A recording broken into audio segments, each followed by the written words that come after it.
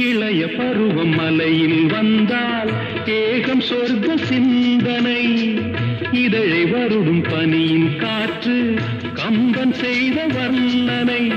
ஓடை தரும் வாடை காற்று வானுலகை காட்டுது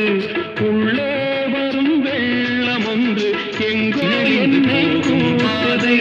மங்கை மோதே நண்புல காட்டி செந்தாழம் பூவில் மயங்கில் வந்தாள்